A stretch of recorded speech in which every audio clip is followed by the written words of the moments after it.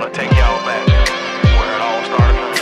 Let me tell you about my city, a little town where I'm from, where everybody's southern raised, just as good as they come. Backwoods and Macioke and mud holes, and back then we only ate what the farm grow. Man, I miss some days how we played on them dirt roads, and out of towners came with respect, cause they know we all close. Yeah, Southern pride, toting gun folks. Welcome to my city, I-75 South, just north of Live Oak. I'm from a city called Austin, Georgia, right on the border of Florida.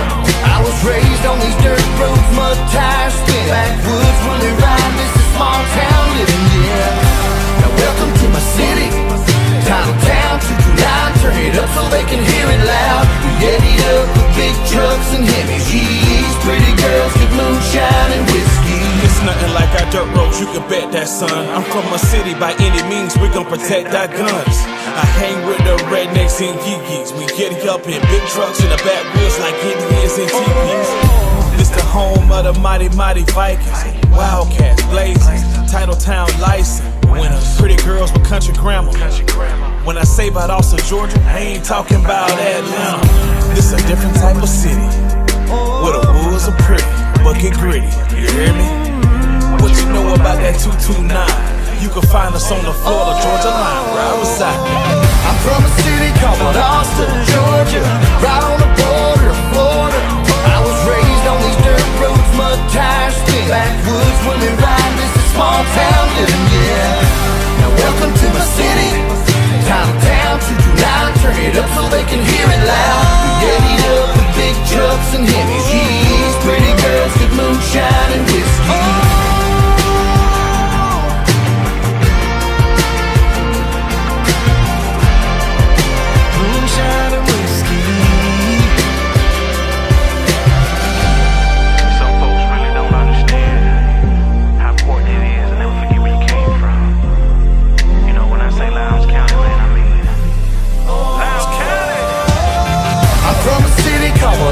Georgia, right on the border of Florida.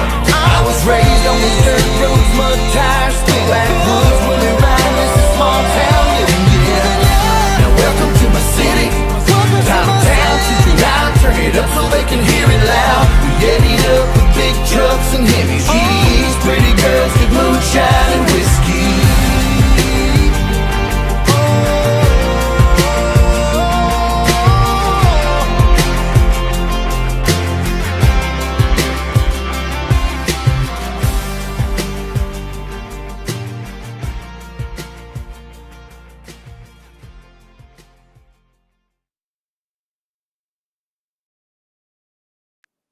Yuck!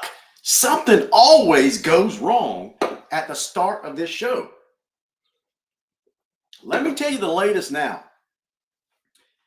I went to my trusty Keurig coffee machine, and I do the same routine. I'm a sports guy. I'm a former athlete, right? So, if you're a former athlete, you've developed some superstitious tendencies over the years. And so my routine is the same.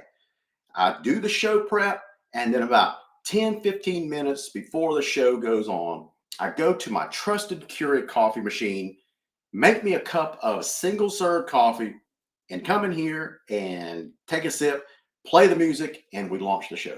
I did that tonight, but something is wrong with my Keurig machine because I just got a mouthful of coffee grounds. Grounds? Well, whatever it is, I got to wash it out. That was awful. Anyway, enough of my mystery coffee grinds here. What's up, Title Town? Welcome to our Wednesday night edition of the Viking Nation Live. It's time to awaken the nation, not just because it's time for our weekly soiree into everything Lounge Athletics, but guys, it's the eve of Thanksgiving. Can you guys believe that we are already at Thanksgiving? It was just like yesterday we were talking about spring practice and the spring game and what kind of team we expecting this fall, and here we are, just about at the end of the year. And unfortunately, our team is not playing football during the week of Thanksgiving. But that's okay. That's the way it works sometimes. So thank you so much for joining the show tonight. Don't forget to like and share it on your social media. When we get our super fans Chase and Armand on the screen tonight, I'll get them to do that like and share because they do it much more effectively than I do. I don't know why I don't have the routine down by now, but I don't. So I'll let those guys do it. By the way, if you're watching us tonight for the first time and you haven't followed the Viking Nation on Facebook, do that right now because we are a fantastic channel that produces great content, if I say so myself. And after all, we are one community, one nation. We are the Viking Nation, and we gladly do it all for our fans. So welcome everyone to the nation. Like I said, unfortunately, our football Vikings have completed their season. They finished the season 10-2 and made it to the second round of the playoffs. So what I want to do now is just take a few minutes to recognize our football seniors. Did this on Facebook the other night and want to make sure that I do it on the show as well. So here we go. So congratulations to these 36 players that had a fantastic season. Guys, a 10-win season is nothing to thumb your nose at. It's a fantastic season.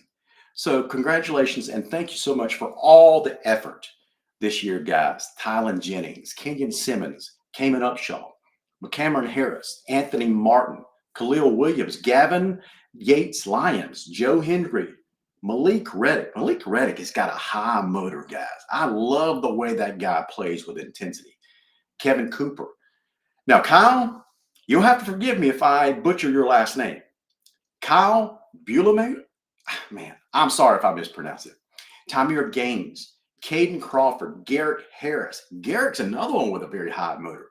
Jeremiah Davis, Aiden Andrews. Man, when that guy started kicking as a freshman, Chase Garto told me up front, he says, watch this kid grow as a kicker. And Chase, you were right. This guy is a fantastic kicker. Darius Henderson. Is it Trison or Tristan Mack? Ja'Cory Harris, Elijah McCoy, Jaden Powell, Drew Powell, Wesley Carter, Chris Quinn, Merkel Young, Eli Moore, Brian Gusdom, Colt Fleming, Ben Corhag, Big Ben, Byron Clark, Tate Lasky, Hannon Allen, Treshawn Ponder, Caden Doe, Herman Sermons, and Johnny Hunley. Congratulations and thank you to all these seniors. We appreciate all your effort, guys. Make sure you check in with us often as you begin your college career in a few months. Some of you might go off to the military or go off to college or go off into a professional or trade career. Make sure you check in with the Viking Nation often. We want to keep up with you. So guys, like I said, you know, we had a good year. Did not finish the way that we wanted it to finish. And we'll spend more time talking about the North Gwinnett game in a few minutes. But before we do that, we got to do something. We got to do something. Let's go ahead and talk about the brawl that everybody across the Georgia high school football world has been talking about nonstop since it happened last Friday night. So let me get you, if this is the first time you're hearing about it or you haven't gotten the latest update, let me give you a refresher on what's happened so far. So as you may have heard, right, a fight broke out in the playoff game, second round playoff game between Gainesville High School. They were visiting Brunswick High School. And a fight broke out on the field late in the third quarter. And from what I understand, 2 Brunswick players were ejected. The GHSA reviewed the video after the game and handed down a ruling. And boy, was it a devastating ruling. The GHSA reviewed the video and handed out a ruling. And the ruling basically suspended 39 players from Gainesville and 41 players from Brunswick. It did some other things, but that's the main gist of it. Gainesville won the game and is scheduled to actually play Langston Hughes this Friday night. But you got to keep in mind, they still have 39 players suspended. So Gainesville appeals the suspension to the GHSA. And after the suspension, I watched it on Facebook. And after the suspension appeal was over, basically, they got 4 players reinstated, but 35 were still suspended. And here they are still scheduled to play Langston Hughes this Friday night in the quarterfinals. So early today, Gainesville filed an emergency lawsuit in Hall County Superior Court. And man, oh man, did a bombshell ruling come out of that court. So here's basically what happened. the high school world has been shocked. Basically, this is a bombshell ruling, and we'll get into why. So what happened was Gainesville filed suit arguing that the association, the GHSA, went outside its authority and didn't follow its own bylaws when issuing these sanctions, right? So they claimed that the punishment, I mean, this is the Gainesville folks, right? So they claimed the punishment would do irreparable harm to their athletes and their program. And apparently the judge agreed, granting this temporary injunction that immediately blocks the GHSA from enforcing any restrictions while this full case plays out. You got to keep in mind, this ruling is a temporary injunction. So the case is still going to go forward. And he's going to issue a ruling later on after they have a full hearing. But right now, what it means in practical terms is the Gainesville players, the Gainesville 35, which I call them, those were the guys that were suspended, right? So they are now free to compete this Friday night. And the GHSA is temporarily been put on the sidelines. How's that kind of for a twist of fate there? So here's basically why Gainesville won this round, legally that is. So if you've watched with any kind of diligence over the years, any type of GHSA disciplinary cases, this one kind of feels familiar. So what we got to understand is the courts usually, rarely, I shouldn't say usually, but rarely steps into GHSA business. But when they do, it usually means the association likely went outside of its own rules, misplayed their hand, if you will. And here's what's likely tipping the scale in Gainesville's favor. So Gainesville's basically claiming that the GHSA, if I understand their lawsuit correctly, and I have to give you this disclaimer, I'm not an attorney, but this is my understanding of it and only my interpretation, okay? So you got to make sure you understand that. So I think this is what they're saying, that the GHSA didn't follow their own bylaws. And so you can't enforce rules that you don't follow. That's basically what I think the Gainesville legal team did, or at least what they argued in front of the court. So they can't, in other words, they can't issue penalties without prior notice, or they applied non-mandatory rules as mandatory, or maybe they skip procedural steps the bylaws required. Now that part, the details, I don't understand what Gainesville argued, but that's usually what you argue when you appear in a court arguing against the GHSA. That basically the only leg they have to stand on is to argue that the GHSA didn't follow its own rules, because what else can they argue? So that makes sense, right? So what this means going forward. Now, some of you think, why is he spending so much time talking about this case? Because this has moved, now that the courts are involved, this has moved beyond a case between Gainesville and Brunswick only. And because now that the judge has issued this temporary restraining order, and if he follows up with a full ruling against the GHSA, what does this mean for the GHSA's enforcement mechanism going forward? Do they basically have a bunch of rules that they can't enforce? So that's why this has wide-ranging effects across the state of Georgia, not just this case. And that's why I've been following it pretty closely. So that's the legal stuff that's going on here. So what I wanted to do was bring in our super fan panel plus one. So tonight we've got another guest that's going to appear on the program, a fellow named Justin Gaskins. He is a Lowndes fan, I believe a Lowndes graduate many, many years ago. And, he's been following this. He's got a pretty strong opinion on it. So I invited him on the show tonight to talk about it. Okay. So let me go ahead, before I bring these guys onto the screen, I'm going to go ahead and play the video that everybody's seen on YouTube. This is a video on YouTube, so I got a couple of them for you.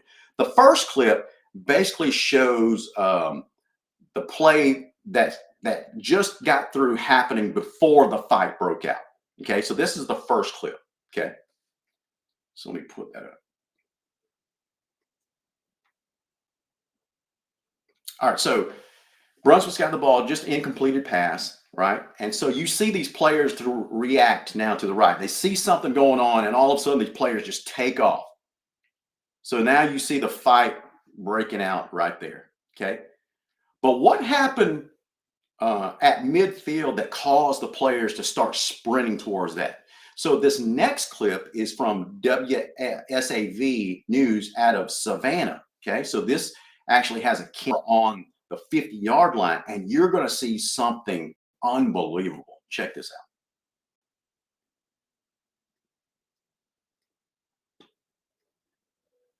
Well, come on. Oh, here we go. Well, this morning, a major decision could determine whether Gainesville High School's football season is over. An appeals hearing will be held in just a couple of hours after 39 players were. About 2 minutes left in the third. Officials ended the game right then and there. Gainesville was up 42-0 at the time. They're the team in the white. But Coach Josh Niblett says what you're seeing here does not show the full context of a game he believes was poorly managed. You watch the two helmets get ripped off. You don't see our kids throw a punch. You don't see our kids push the kid. You see our guy step in between him and then get his helmet ripped off, and then the guy jabs him with a punch, and they still back away. All right, so let's go ahead and bring in our super fan panel. So let's go ahead and bring on the guys that you recognize first. Chase Garnto, Armand Rashad. What up? What's up? And our guest for the night, Justin Gaskins. How are you, fellas? Doing good. Doing well, Larry. Well, good, man. Guys, y'all saw the video. You've been probably following it along with everybody else this week. Let me talk to a former player first. Armand, you've been in the trenches. You've been in the middle of melees, I'm sure, that kind of stuff. When you see something like this, the video, so what's your initial reaction as a former player? We're brothers. We're gonna protect one another.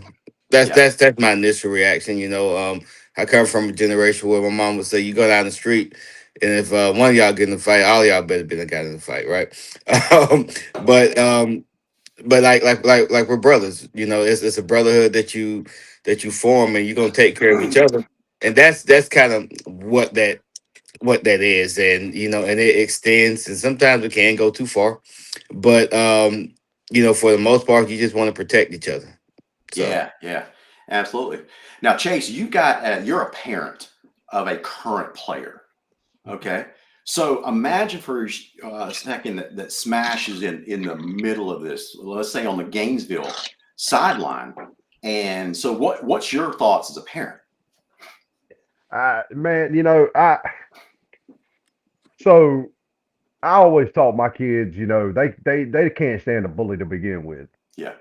And to me, that was a bully reaction that kid had, just trying to basically kind of intimidate the kid.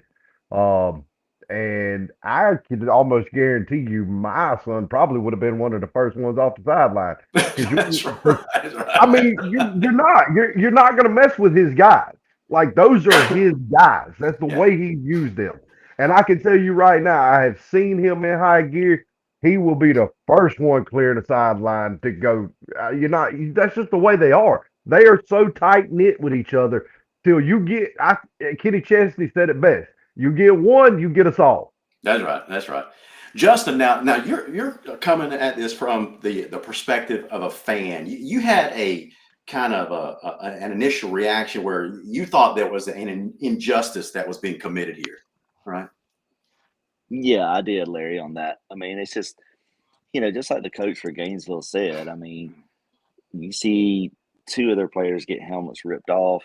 You see a punch get thrown on their guys, and neither one of their guys, respectively, challenged back. I mean, they just sat there and put their hands up, and then, like you said, obviously, everybody came in from the sidelines, and I know, like everybody says, as far as the rules and all that, just like basketball, coming off of the sidelines for that. But, I mean, you see your guys just basically already taking a beating. I mean, you got to be out there and have each other's back. Like you said, if one of y'all get in a fight, they are going to go get in a fight. And, I see some of the comments on here too that from Travis and Dejane.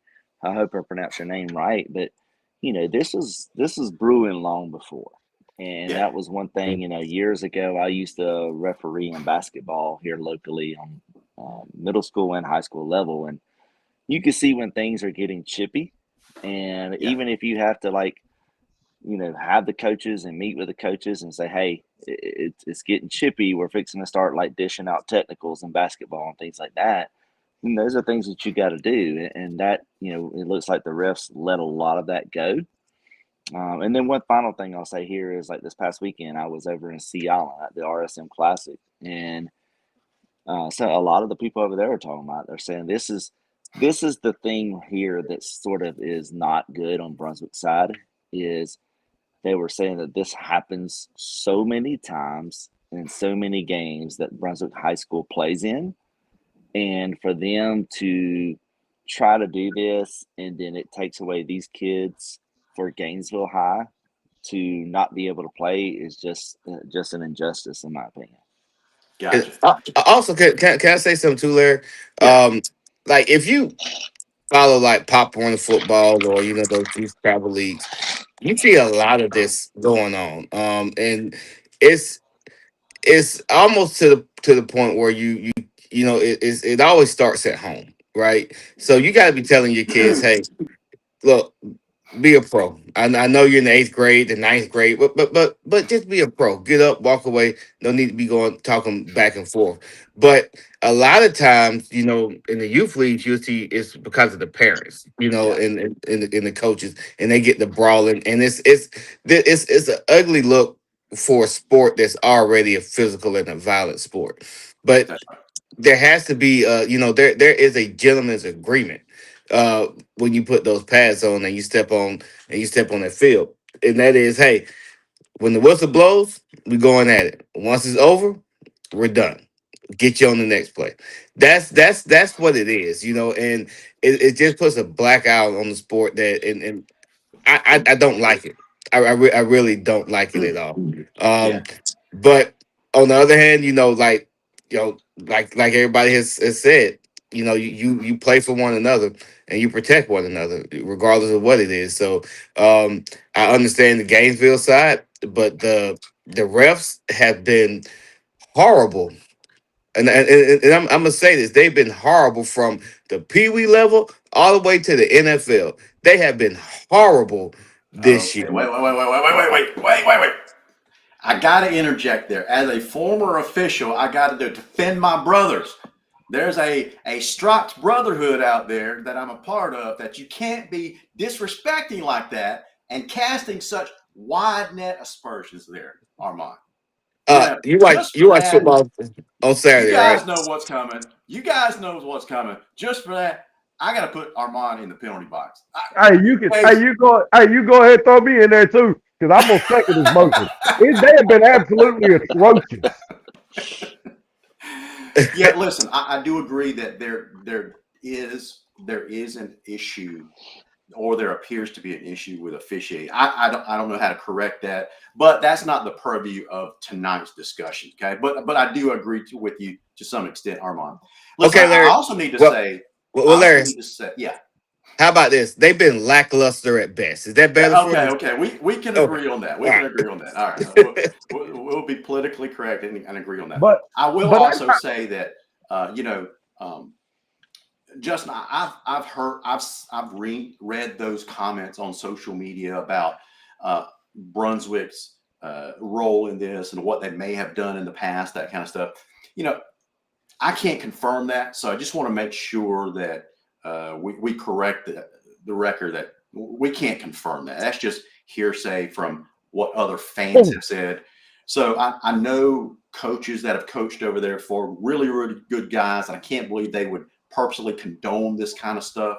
So yeah, that's a good school system. So let's kind of stay away from the generalities on what Brunswick does or doesn't do.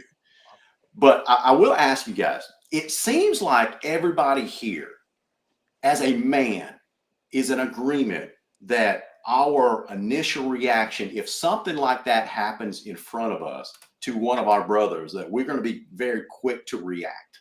right? I mean, if I'm on the sidelines and somebody jumps Chase or Armand, I'm going to react, right? Yeah. And hopefully run to their aid. And I hope they would run to mine as well. But let's talk about this rule. We do live in a society of rules, including on the football field. So let's set aside what we would do as men and talk about what the rules say. Okay. Is that fair? Can we agree on that? Yeah. Absolutely. Okay, so I'm going to actually put the rules on the screen. And so I want to make sure I put this on here because some of the things that I've read in social media, some people are just getting it all wrong. They are saying, I've read some things like, well, they're for the suspensions because they're basically mandatory. The rules say that they have to be suspended. That's not the case at all. Not the case at all. So we're actually going to look at the rule here in a second. Let me get this on the screen so everybody can see it. I hope you guys can see this. Okay, so this is it right here. All right, let me move our camera down to the side. Oops, that's not it. Come on, Larry. Come on, Larry. Okay, so here we go. All right, so here is the actual bylaws, okay? And I went directly to the one that's in effect here, 2.72. And it says this: any player, coach, or team attendant who is ejected from a GHSA contest shall, that means they have to be, right? Shall be suspended from all levels of the competition, varsity or sub-varsity, in any sport or activity, regular season or playoffs, until the period of suspension has expired. Note, ejection penalties must be served at the next contest, regardless of whether or not the school has received notice from the GHS office by that time. Okay, so the next part is ejections are based on judgment calls by a contest official and are not reviewable or reversible. Okay, that seems pretty standard. Everybody can understand that. And it seems like on the surface, like, okay, so what did the GHSA do wrong? I mean, it seems like it's in black and white. It says it right there. But I think people are missing the key part here.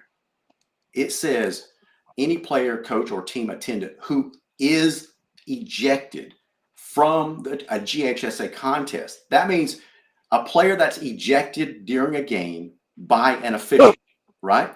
And we know from the officials report that there's only 2 players that were actually ejected from the game, and they were 2 Brunswick players, okay?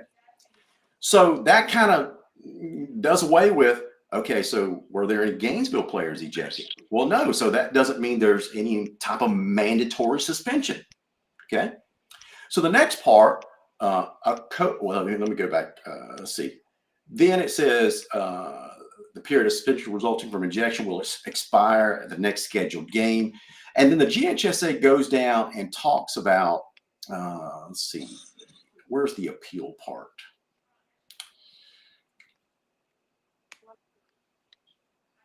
Larry, can I point out something that jumped out to me in what you said? Yes, sir.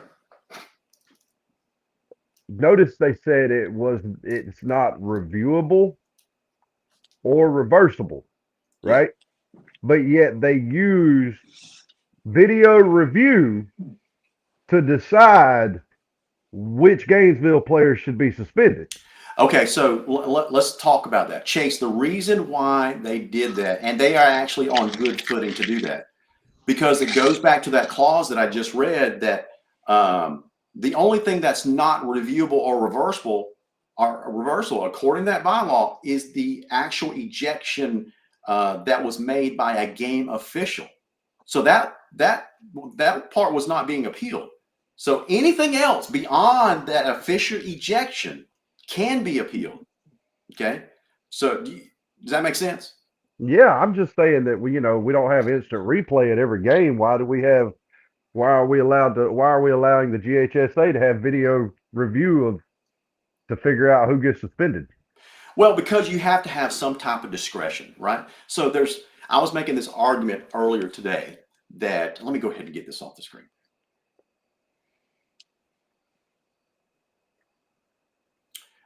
Let's see. There's no love lost between me and the GHSA, in case anybody's wondering. I can't stand them. I can't stand them. And let me explain why. Before Larry continues, let me explain why. Okay, it's my understanding, and Larry, correct me if I'm wrong, but it's my understanding that the GHSA is an independent organization not governed by the school system. The GHSA is a private association whose members' schools are the public schools and the private schools that actually join it. So it's a private organization that is governed by the school systems or member schools. But you are right; they are not under the, I guess, State control system. of the Georgia state government, like the That's schools what. are. That's my problem. Is that they should fall underneath the state board of education. Well, some people would agree with you. I'm But I'm with I'm with Chase. Like my thing with the GHSA, and I'm not accusing, right, is that they don't make. I think they make decisions based on what suits schools in the north in the Atlanta metro Atlanta area, right? Um, I, Well, I just don't think they do it for the betterment of scholastic sports statewide. I'm trying to be politically correct here, and you can well, choose my words wisely. So that's just how I feel. It may or may not be true, but that's just how I feel, and that's what it looks like. And for many of us down here, south of Macon, feel the exact same way. come Um, on. like it's the GHSA has been a proverbial joke for the most part. And it's not anything that I don't think is going to change too much. I've seen some of the people that's on there, and I'm like, okay, why are they even on this committee, right? And so it's just like, how are they elected? Nobody knows. They just on there, and it's yeah, the GHSA. Yeah, that needs to be we need to call Congress or something to back open the seats if we could if we could I get think something. Yeah, Armand, Armand, I if it's agree. any, I was thinking I if it's agree any with you consolation, I 100%. think Justin agrees. Yeah, I agree with you 100% on that. I mean, this has been, the GHSA for Lord, I can't tell you how many years now, especially since they went to this whole thing of, uh, having the state championship always up in the dome. The semifinals in the dome that was fine. It gave the players, an opportunity to play up there in the semifinals and things like that. But, when I was coming up and graduated from Lowndes in '94, it's a matter of if we had the better record and we were the host team, we got to host the state championship down here at Lowndes or Valdosta or Moultrie or whoever it was. Never again. I mean, like in so many years, all of us, like you said, below the Macon line right there, have to travel to Atlanta to go see our teams for a state championship play. And during like the holidays and when it's cold and things like that. Whereas like that's not a fair advantage to the southern schools below Macon. If you want yeah, so listen, you guys are making interesting points about the GHSA, and it would be fair to say that you guys just don't like them. Now, I take a balanced approach with my opinion on GHSA. I actually think it's a worthwhile organization, and here's why. I think we can all agree that a government agency has been known to drag its feet in making decisions, right? So one of the reasons why I actually had to go back and look this up. Why was the GHSA organized as a private organization run by public member schools? And the reason why they actually set it up this way, or at least one of the reasons, was to give them the flexibility and speed in which to make decisions, right? So if this were a state-run organization, you would have to file a notice of petition to appeal, and it would take several weeks to do that.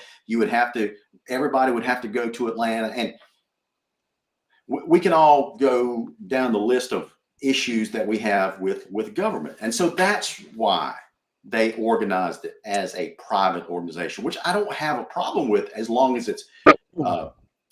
it's run by public member schools. And that's the way it's set up. My issue with it is the unequal, how to say this?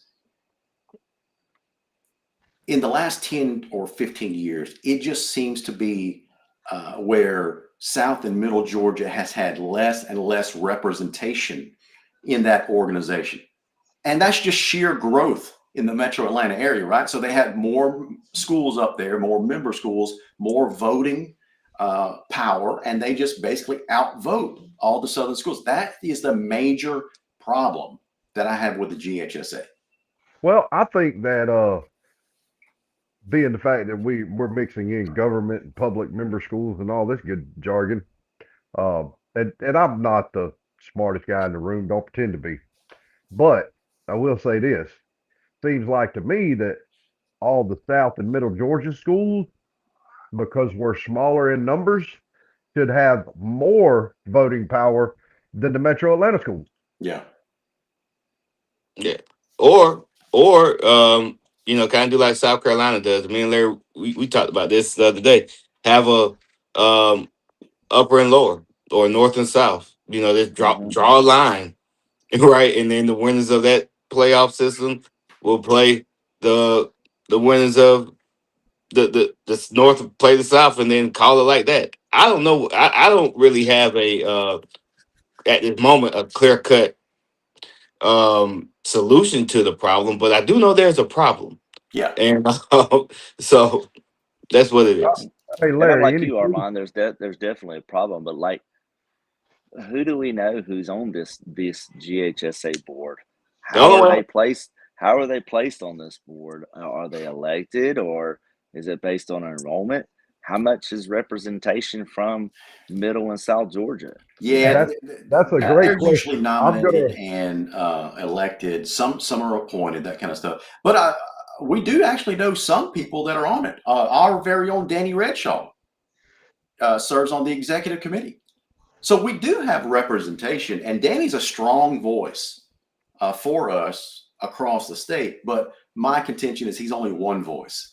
And when you try to go up against a lot of voices in all the schools in the metro, we just get outvoted often. And it's usually, we like to make fun of the naming of the GHSA. Everybody knows that stands for the Georgia High School Association. Some people poke fun of it down here and call it the Gwinnett High School Association, right?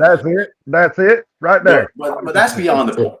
That's another discussion for another day. Let's get back to this actual case. And I've just been notified that this game may be postponed. Yeah, I just saw that come across the comments also. Is that true? So postponed to win. This is a quarter-final playoff game. What are they going to do? Move it to Sunday night, and we're going to have Sunday night primetime game? It's a big deal. They cannot play on Sunday night because that would violate a direct GHSA bylaw that says you can't play on Sunday. So I would imagine violating their bylaws. Are they going to postpone this to Saturday? So I guess maybe what they're trying to do is with the Thanksgiving holiday, maybe they're postponing it until Saturday to allow the judge and parties to have an impromptu meeting on that Friday. Could be. Everything we talk about now is just speculation because we don't know why it's been. Randy Steakley says the GHSA just suspended the game. So this sounds like the GHSA's call. And so it leads to a lot of speculation. Well, why did they postpone? Is it because there's been a lot of distraction in giving both Gainesville another day to prepare? So if you guys know the reasoning behind that, put it in the comments. So anyway, let's get back to this particular case right here. And so I wanted to point out another bylaw that's being relied on. Okay. And that is Section D right here, specifically some subsections underneath it. But Section D talks about each school must develop a plan to handle fight situations that may occur during athletic contests. Pretty straightforward there. Attention must be given to keeping substitutes. And now this is not the substitute that we're used to thinking of what substitutes are, right? These are not players that are backing up other starters, whatever. These basically, that term is used to describe all the players standing on the sidelines. Okay. So attention must be given to keeping substitutes in the bench areas throughout the fight and to keeping spectators away from the competitive area. That seems pretty straightforward. Schools whose substitutes leave, this is the part that trips people up. Schools whose substitutes leave the bench area to go to the area of a fight will be fined by the GHSA executive director. Okay, it's pretty straightforward. Nothing about a suspension there. Talk about being fined, right? So that's according to their bylaw. The next part is all players who are involved in a fight and any substitutes who leave the bench area during a fight or potential fight and are ejected from the current contest. Now, this is the interesting part, will be subject to the sit-out rule. So that implies a suspension there because there's a sit-out rule. But here's the problem. And this is my non-legal mind reading this. In my opinion, this thing has been sloppily written. Here's what I'm talking about. Where the commas are placed or lack of commas. Because when there's a lack of commas, everything flows together. That usually indicates a single thought, right? Or that's what my English teachers taught me in school. And so it says, all players who are involved in a fight and any substitutes, okay? Currently the players that are involved in the fights and any substitutes, those players on the sidelines. So any of the players involved in the fight and players that are leaving the sidelines during a fight or potential fight, and so the thought still continues, there's no commas, and are ejected from the current contest. We just already established the Gainesville players were not ejected from the current contest. So how can they be how can this bylaw apply to them? Yeah. Yeah, and I always thought too, Larry, with that was A, if they're ejected for fighting, I mean, it's just like any kind of ejection for targeting, right? B, if they throw a punch, obviously in high school, then they're suspended for the next game too. I'm like you, but none of them were ejected during that game, which they did call the game at the end of that whole brawl because the game was 42-0. So, but they did eject the Brunswick guys. But here's also real quick, here's the statement from Georgia High School on the postponement. So the Georgia High School Association is filing an appeal of the court decision today based on their injunction you mentioned earlier. As a result, Friday's game between Gainesville High and Langston Hughes High School will be postponed until a decision on the appeal is reached. We will reschedule the game once the appeal decision has been rendered. Wow. So who knows what that means? Again, are they waiting on, because now GHSA is appealing it because they don't like the injunction that was placed on them, but in lieu of the holiday weekend, to my knowledge, unless it's like this situation here, there's no court system's going to be open on the day after Thanksgiving. So, the winner of this game is scheduled to play in a semifinal game the following Friday night. Yeah, exactly. Yeah. So we're not going to have a winner of this game. So what does this mean for the other games throughout the state of Georgia? Right. This has turned into a mess. Here's my understanding of how this is, and I'm throwing darts at a dartboard right now. Yeah. My understanding is because Gainesville beat the GHSA to the punch, filed the original lawsuit, getting the injunction in Hall County. Yeah. Now the GHSA will, even though they can file their lawsuit in whatever county they want to, it's my understanding that because Hall County is where the original lawsuit was filed, that ruling has to now be, that case has to now be heard in Hall County unless the GHSA files for a change of venue, which is then up to the discretion of the officiating judge. Man, you're He making can my head deny hurt. it. Wow. I'm just telling you. Gainesville was smart because they Yeah, filed it first in Yeah. Hall County. Yeah, they were. absolutely, absolutely. And I'm with you. That I got the same understanding you got, Chase. Follow. The home field advantage is always plays a factor in everything. So we'll see. We gonna see how this gonna shake out. But Hey, and if Gainesville wins this, y'all gonna see me on Facebook talking about some hell the conquering heroes. And man, as I see a comment here from Travis Hart is, how can they reschedule a playoff game? It seems like GHSA is being petty and salty Yes, about the they rule. are. They Now, are. Well, you know, I I'm I going can to agree with defend them that. for a It's like second. I'm going to they defend didn't. them for a second. That is, I think they have to appeal it. Do you know why?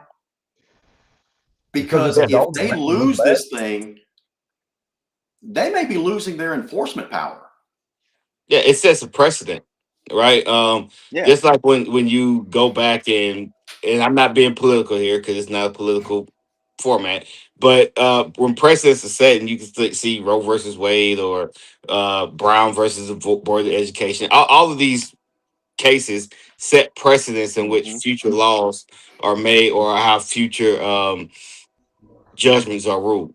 Yeah, So that's why the GHSA has to do what they're doing, because if they don't, then it just sets a precedent, and yeah, they lose the power that they have in They and do, government. this, and I agree, like you said, with that, because I think the GHSA was probably thinking, well, we're going to rule on this, and okay, we took your suspensions down from 39 to 35 players, and I think they thought that Gainesville High was just going to roll over and accept it and say, well, it is what it is, guys. We got to go by the rules, but they're not, and I think GHSA now is like, oh, wait a minute, we're supposed to be the governing quote unquote body by these bylaws that are in place, and now you're, like you said, you're going after us and putting this injunction, and I think that's now where they're like, well, hang on, we're going to appeal it and let's see what happens.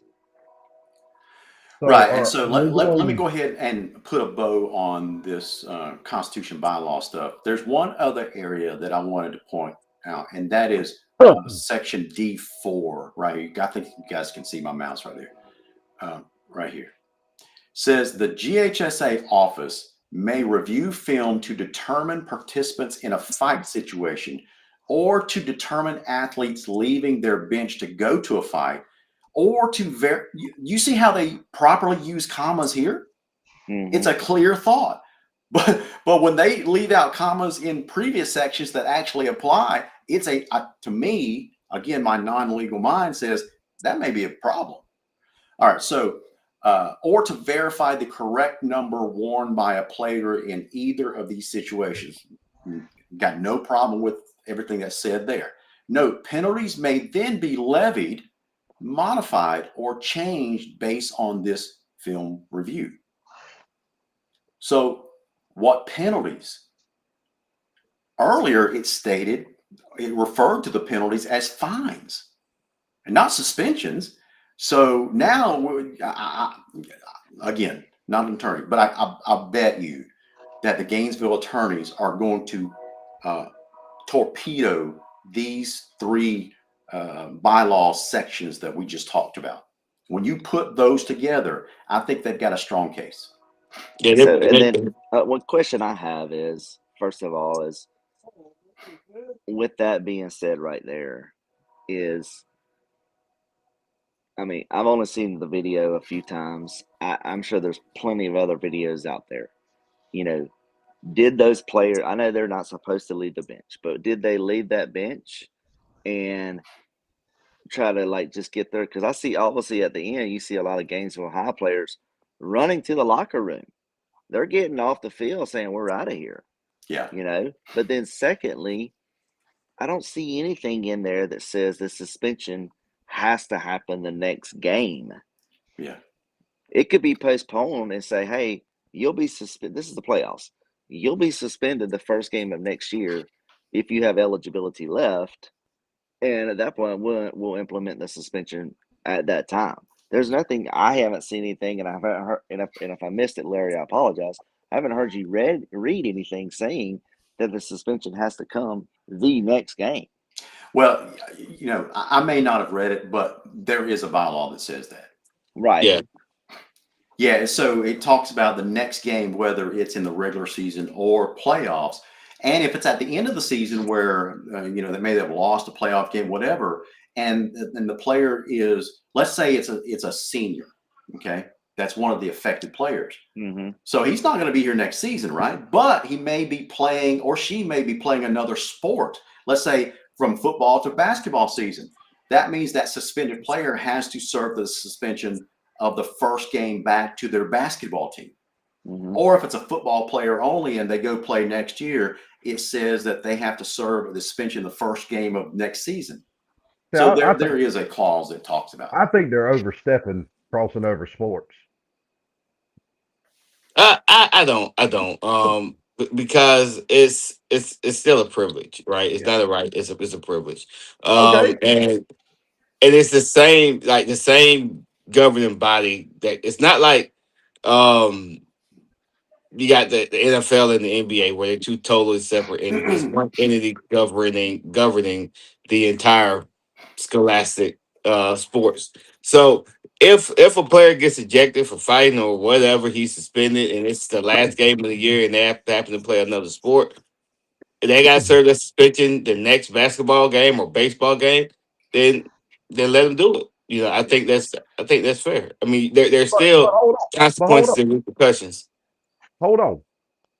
So let me make sure that we're all on the same page. So you wanna punish and penalize coach, and I'm just going to use Lowndes as an example because we know these coaches. So you want to punish Coach Ben or Coach Page for something that happened on Adam Carter's football field. Well, you're not technically you're punishing the athlete. But you're punishing the coach too.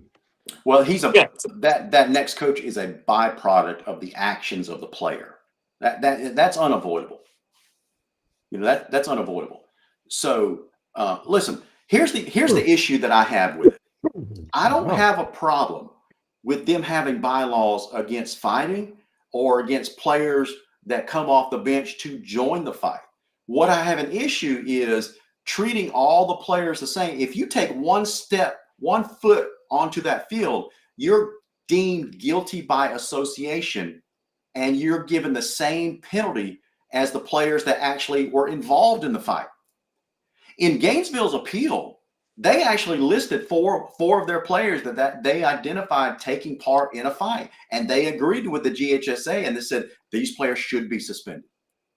But then in their appeal, they said these group of players were on the field, but they did not take part. Or these players were on the field, and according to video evidence, they were trying to break up the fight. I have a major problem with treating all these kids the same and punishing them the same. Mm-hmm. I would not have had a problem if the GHSA would have come out and said, listen, the kids that were directly involved in the fight, they're going to be suspended a game. Mm-hmm. The kids that were trying to break up the fight, they were still technically involved. They're going to be suspended for a quarter. The kids that were on the field, they should not have been on the field. We're going to fine the school $500. You know, that's a punishment fitting the crime instead of blanket death penalty for everybody.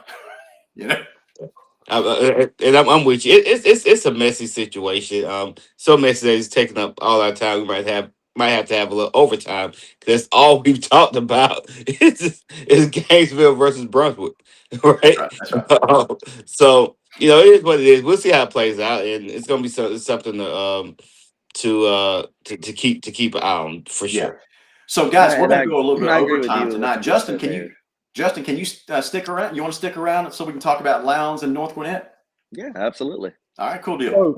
So in case you're just now tuning in, that has been the GHSA bylaw segment. of the Viking Nation, brought to you by Larry Godwin's law firm and the North Lowndes Eagles. That's funny stuff right there. Funny stuff. Well, guys, unfortunately, our Lowndes Vikings were eliminated last Friday night.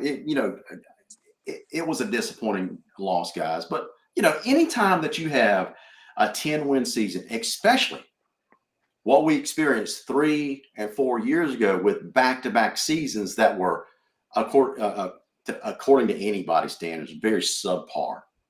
And so now here we are 2 years in a row where we have a 10-win season. So first of all, I want to hear you guys talk about how far this program has come in the last couple of years. Justin, let's talk about. Let me get Justin's opinion first, just because he's joining us as a guest tonight. From a fan's perspective, what kind of progress you think this program has made the last couple of years?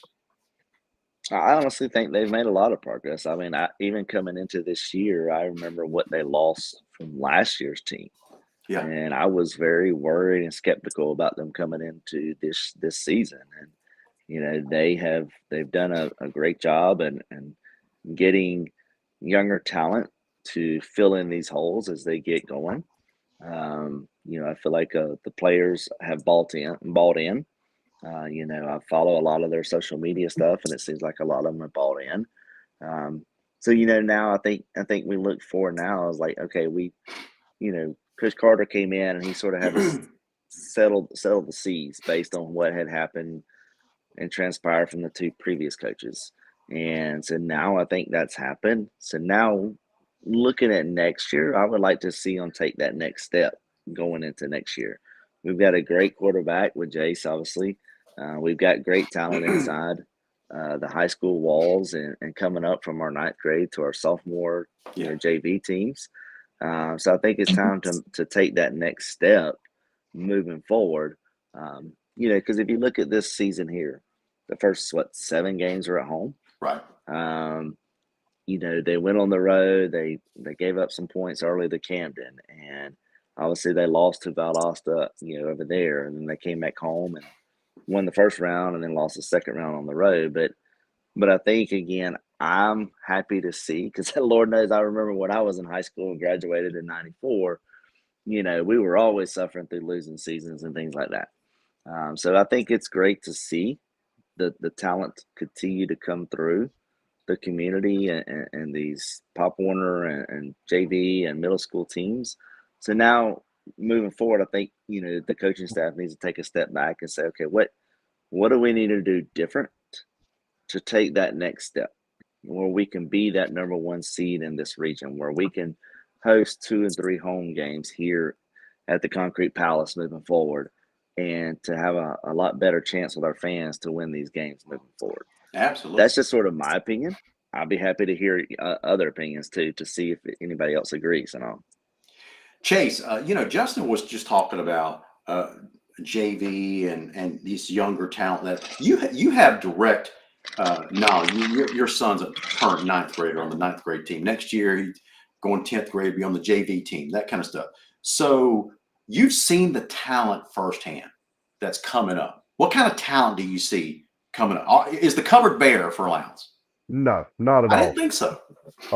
You got a bunch of talented wide receivers. You got several good linebackers, several good defensive linemen coming. Very, very capable running backs. Quarterbacks are not going to fall off even after Jake leaves. So nobody hit the panic button on that. Jason's a phenomenal quarterback, but there's another young guy behind him that's got all the skill sets to be great for us down the stretch. 9th grade receivers, real speedy, real speedy. Them boys can fly. Yeah. You got guys like Blair Brown, who also runs track and plays wide receiver on the freshman team. I can name a few. Coach Gray's son is the middle linebacker off of the 9th grade team. Him and Jason, I can't remember Jason's last name. But both of those guys, excellent linebackers, play downhill, come with force. The JV team's got some talent on it. So As far as filling the holes that we're going to be missing, like Khalil Williams, very doable. But you still got younger guys like KT, Zion Walker, I believe, is a junior as well. Um, you also got I believe Waylon Whitinger's a junior, isn't he? Or is he a senior? Whitinger's a pretty young kid. I think it's sophomore. I think he's a sophomore. Yeah. Yeah. Sophomore. Yeah, you're right. He is a sophomore. And I so we got Kayvon Thomas, who is what, a sophomore? yeah, KT. Well, Yeah, Mhm. KT. We got, KT's a real feature. yeah. So we got some young running backs that got some good experience this year coming back. Braylon Neal's coming back. Yeah, Mason. Mason's coming back. Yep. Now I got some news for y'all. I owe this young man an apology. Um, I got to see Mr. Braylon Neal work out the other day. Um, and I did not realize that youngin was as big as he is. Yeah. And I apologize. That's a big youngin, y'all. He doesn't look that big on the field, but oh my God, you see him in person, I'm like, oh my, wow. At the start of the season, he was 5'10", 215 pounds. So, he's probably put on a little bit of beef. Yeah, there ain't no way that youngin weighs 215 right now. Ain't no way. That youngin, probably. I guarantee you, Larry, in person, he looks every bit of 230, and it's solid. Yeah. Yeah. Yeah. I think that I agree with Chase and Justin. I think that the foundation has been laid. These 3 years. We always say give a coach at least 3 to 4 years. I think the foundation has been laid. I think what's coming up from the ninth grade, 10th grade, even the 8th grade classes that are going to be coming in. I think the future is here. Now we just got to cultivate it and maybe tweak some things. We had a situation. Well, let me just focus on the positive right now. Yeah. I really think our defense. I mean, we got Izzy Harrison coming back, who seems to be the heartbeat of that defense. He's going to be playing with more confidence. We got a lot of talent that's coming back, and they are bought in, and they've been quote unquote indoctrinated into this new Lounge Viking football program, and I thought they so what? I thought Izzy was a senior. Now Izzy's a junior. Oh, okay. He's a junior, man. Like him and Mason, I think they're gonna be the catalyst of next year's team. The success is gonna start with them. Now I know everybody's saying, "Hey, what about Jace?" Jace is there. Jace is a given, but that the catalyst, like if you see how these young men interact with those two in particular, you understand. And I just think the foundation is there. Now we're just starting to stack. We're starting to build upon it. And I think we will take the next step next season. You guys will Can have I to give excuse me. can I give a word You know of what I'm doing, advice? Chase? What? I'm my wife just sent me a note. She's like, "What Chinese food do you want?" I need an order. And I'm here typing it out real fast. And I meant to say spicy beef. I don't know what it's called. You know how my phone spelled it out? Spicy beer. I don't know what it's called. Yes, the spicy beer. And I don't even drink. Can I'm gonna say this. I'm gonna give one name to watch out for in the coming years. Okay. He's playing at Hayhire right now. I actually got to see this youngin play in person, and he is a man amongst boys. Okay. And that's Parker Simpson, running back at Hayhire. Yeah. I think he's seventh grade, maybe eighth grade, but I don't quote me on that. Uh, but a phenomenal power back. Reminds me a lot of Chase Belcher. Yeah. But now my word of advice to parents of seventh, eighth eighth graders, especially coming into ninth grade next year. Ninth grade parents next year, once your season ends, Yeah. travel. Travel with the varsity team. make your kid travel with the varsity team. Make your kid drive with them. Make them attend these varsity away games. Yeah. Larry and Armand both can attest it made a drastic difference in a couple of guys that traveled. Because they got to experience it and they got to feel it this past Friday night when Lowndes lost to North Gwinnett. They were some of the first people on the field whenever their guys lost. Yeah. And they got to see the look of disappointment in their face and know that they was nothing they could do to help right now. But it motivated those guys to get in the lab, get to work in the off season, and that's where your difference is made. Yeah. And parents, you ain't got. I keep telling parents this, and they don't want to listen. You ain't got to travel 2 hours to Jacksonville. You ain't got to travel 2 hours to Tallahassee. You ain't got to travel. If you've got the means to do that, great, cool, go, do all that. If you don't, there are guys here in Valdosta who will train your kid in the off season, and it's very much inexpensive. Yeah. Mm-hmm. Armand. I'm one of them. Look, if you need some work, come holler at me. Off season training is where the difference is made. Don't wait till spring football gets here and go, oh man, why am I behind all of a sudden? Off season work. Young fellas, this is where it starts. But right now. I got to ask you guys a question, and hopefully it could go around the room. What's one change you would like to see going into next year? That's what I call my Christmas wish list for Lowndes football. That's what you're asking. Larry does that Christmas wish list. We'll do that. We'll do that on another night. Larry has about the Christmas wish list. Gotcha. All right. But let's just for the remainder of the show tonight. That's a good topic. Let's just give one thing. Let's name one thing that each of you would like to see. If you were named the coaching czar of Lowndes football for the day, and you could have anything that you wanted next season for this team, what would it be? Justin, guess first. I think I have to go with what Travis said down there. I think looking at defensive line, I think that's an area we have a lot of speed there, but it would be nice to see speed with size. If we can have a little bit bigger size there to have the speed, then that can work out a lot better, I think, for us as far as not getting pushed around sometimes on the offensive line by some of these bigger lines and things like that. So I think that's one area that I would like to see improvement there. Gotcha. Bigger defensive line.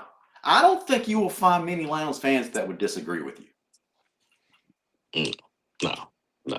Like I said, I mean, already on the defense. Seeing them in the backfield all of this year because they are super fast. But again, when it's a lot of that this year too was against lesser size schools. If you want to go that route, when they got up around like the Valdostas and then obviously North Gwinnett, that lack of size you can see sort of bit them a little bit. Okay, Armand.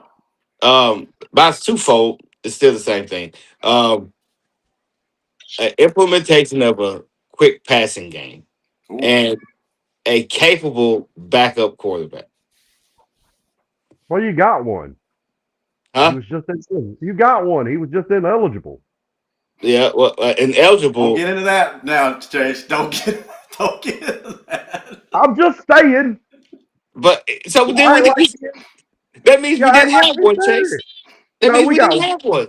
We'll have one next year. We'll have one next year. Yeah, that's all I'm saying. Just those two things. I have no idea what he's talking about. You sure you want to go this route with me, LG? No, we're not. We're not doing it. We're not doing it. No, we're not doing it. We're not doing that tonight.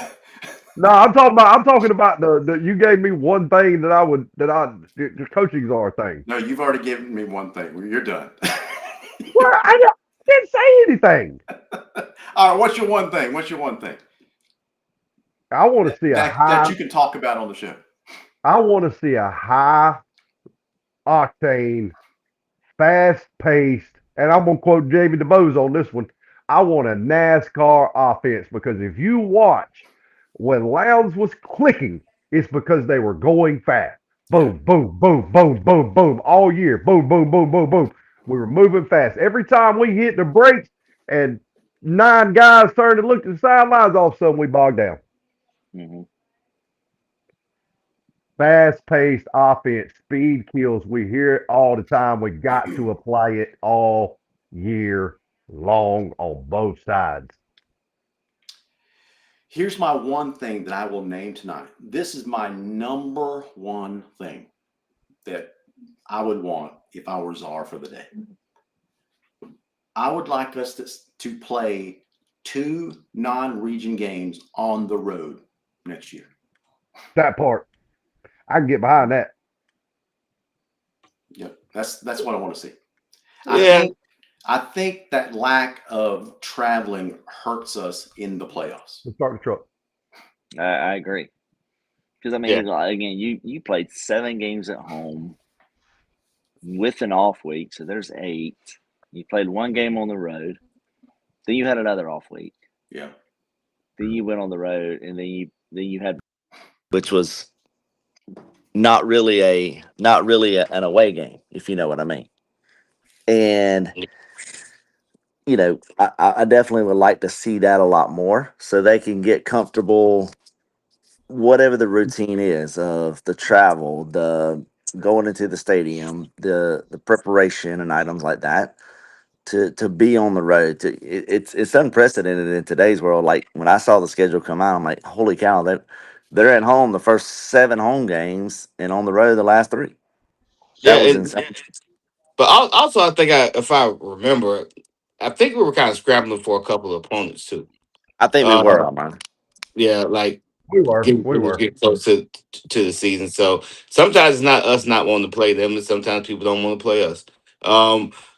But I, like you said, that I'm sitting here thinking back. I remember going on the road early, went to Thomasville, went to Camden County. So it does play a big role in preparing you, for the postseason.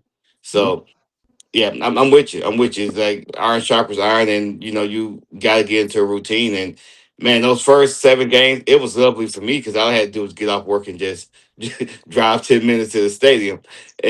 But yeah, you could definitely tell like the traveling kind of got to it because we didn't come out clicking, in any of those games early. So I mean, let's reach out to the big boys of the state that have moved up from Double A. Let's reach out to Buford and let's say, hey, let's do a home and home with them. Like in one of the classics that they do, and play on a Saturday as opposed to a Friday to start the year. And let's go to Buford, and then the following year let's come back down here and bring the crowds down to here. yeah, and there are other games too, other teams too, like Houston County. Oh yeah. Yeah. Matter of fact, it's Houston County in general. You can pick any one of those teams there. Shoot, you can go play one of those teams out of Columbus. One of the teams, go to Benedictine and play them. There are a lot of good quality football teams that may or may not be, 6A, but 5A definitely. Or if you want to revisit some old rivalries. You got Ware County sitting up there. Bankers. We've got teams that we can go play on the road, and it would make sense. So I remember the day of me coming up, Clark Central back in the days. I mean, there's so many of them.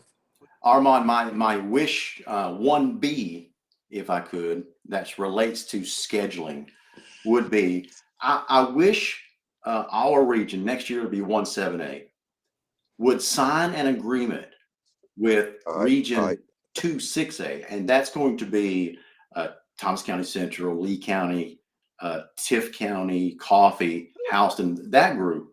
I wish those 2 regions would sign an agreement to play one another during the non-region. Mm-hmm. Yeah.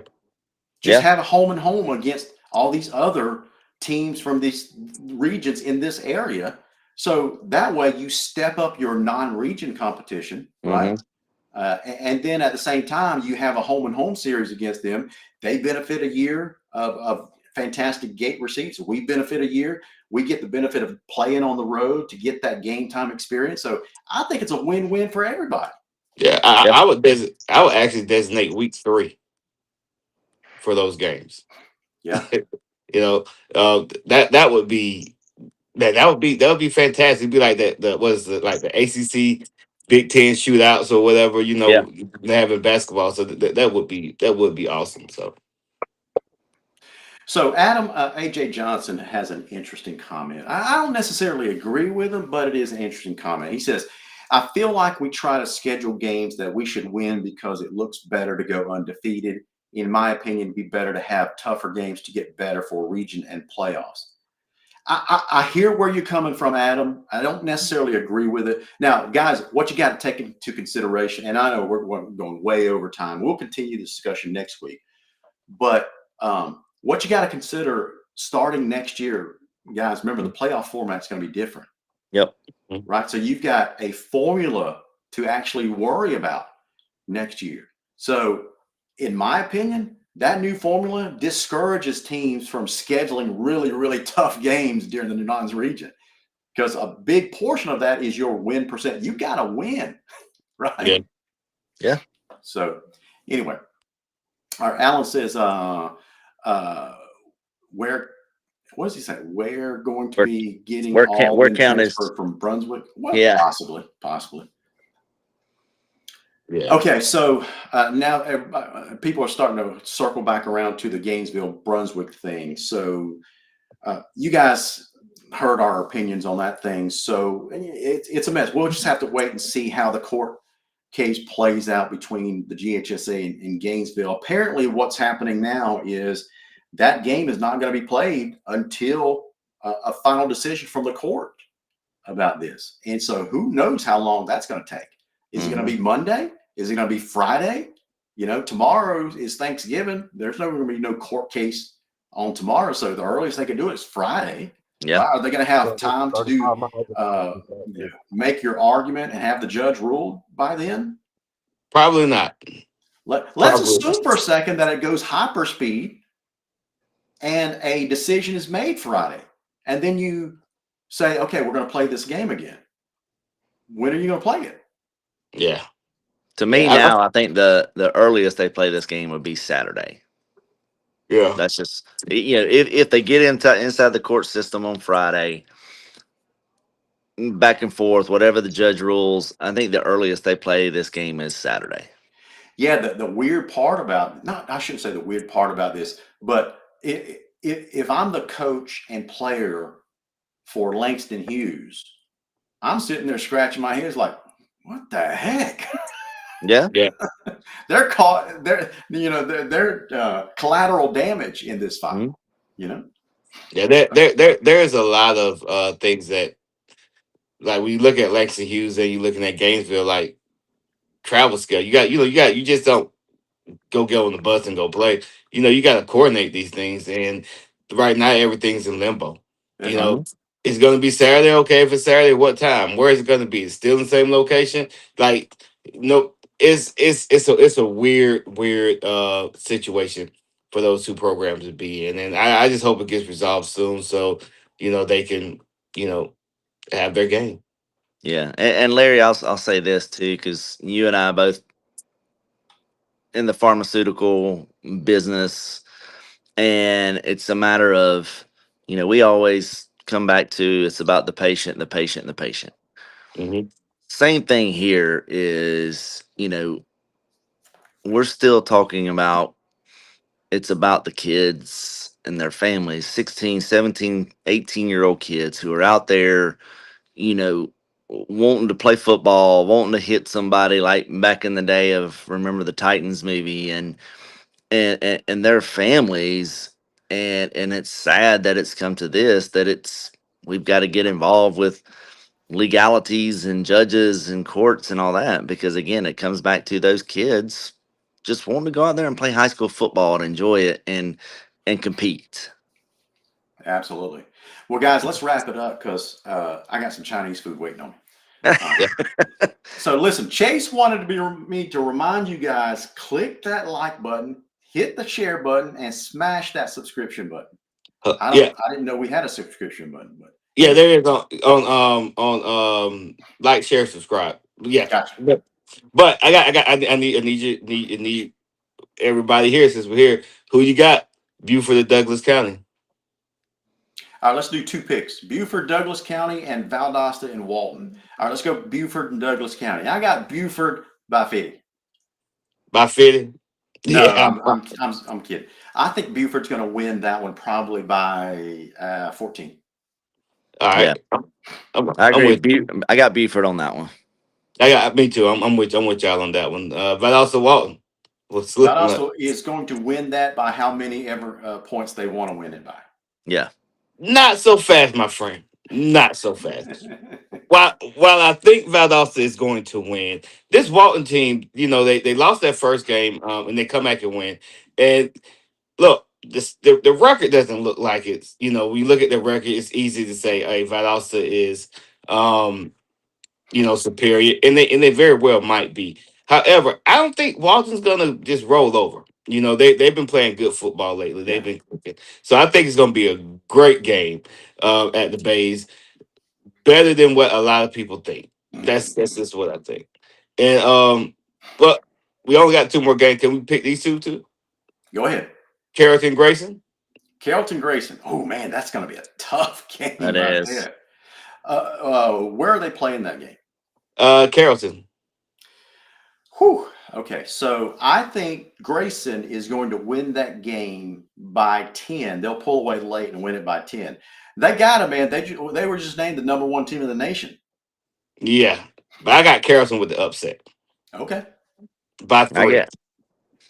I'm like Larry on this one. I think it stays around close, but I think Grayson scores late to win by at least 10 to 14. All right.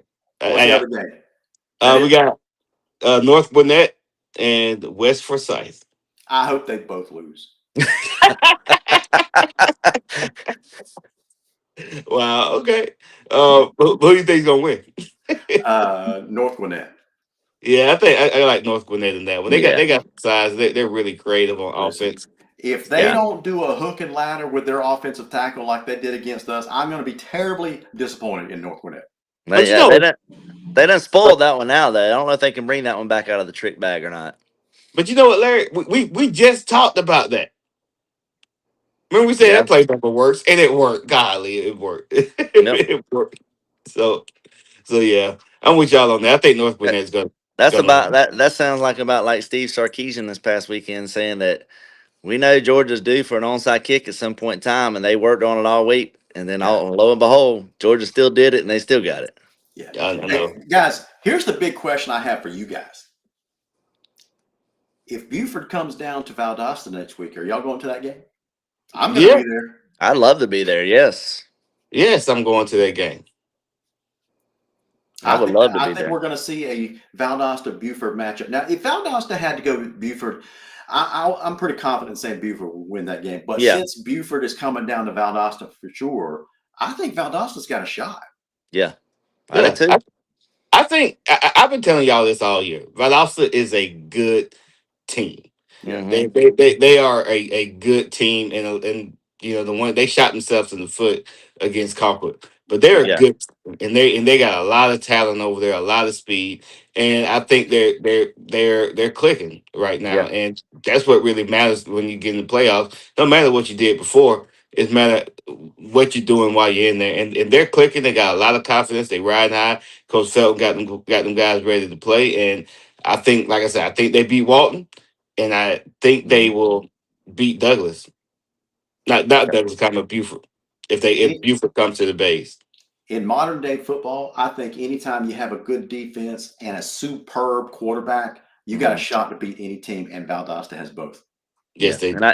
And I think coming off of the winning the Wintersville Classic this year like they did, I think that's really given them the confidence, because their last 2 games, man, they have just played lights out. Yeah. And like you said, this is the time of the year to be doing that, and that's very big for them. Absolutely. But guys, if they win a state title, we will never hear the end of it. Nah, we won't. But we won't. you know, they still talk about the ones they won in 1918. That's right. Right? But And it was We man, on just got listen, if then. they Then if, all we just got to go back next year and just take it back away from them and keep it in the yeah. South. You know? listen, if they win it this year, they will have earned it going through Buford and probably Grayson too. You know? Yeah. Yeah. So anyway, all right, guys, that's going to end our show for tonight. Thank you so much for joining us. As always, happy Thanksgiving to all of you fans out there. So may God bless every single one of you. And as always, go Vikings. Go Vikings. Like, share, and Go subscribe.